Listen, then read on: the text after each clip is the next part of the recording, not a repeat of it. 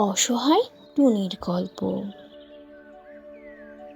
পর্ব ৭।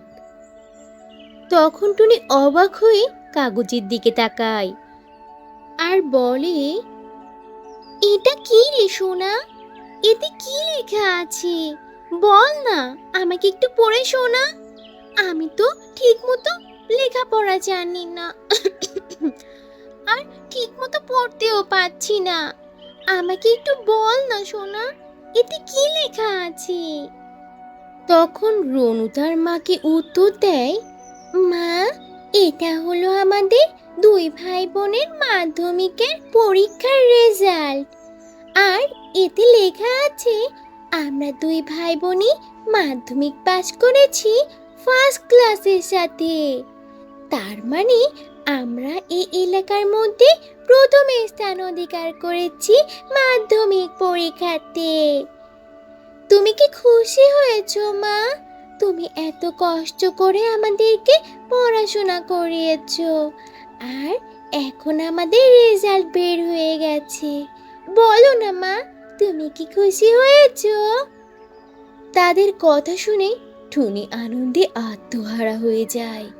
তার চোখ পানিতে ছলছল করে। তখন সে তার ছেলে মেয়েদেরকে খুশিতে বলে, সত্যি সত্যি বলছিস তোরা? এই কথা শুনে আমি যেন আজ জীবনের সব থেকে বেশি খুশি হলাম রে সোনা। ওরে বাবা মারে, সত্যি বলছিস তোরা? এবার তো সবাইকে আমার তাহলে মিষ্টি খাওয়াতে হবে আর তোরা দুই ভাই বোন এখন আমার সাথে চল, আমি বাজার থেকে মিষ্টি কিনে সবাইকে খাওয়াবো। চল সোনা, আমরা তাহলে এখন বাজারে যাই। এই খুশিতে তো সবাইকে মিষ্টি না খাওয়ালে চলবেই না। আমার ছেলে মেয়ে আজ এলাকার সবার মুখ উজ্জ্বল করেছে। এই কথা বলে টুনি আর তার আদর ছেলে মেয়েরা বাজারের উদ্দেশ্যে রওনা দিল মিষ্টি কিনতে। আর কিছু সময় পর তারা সুন্দরী টিয়ার মিষ্টির দোকান থেকে মিষ্টি কিনলো।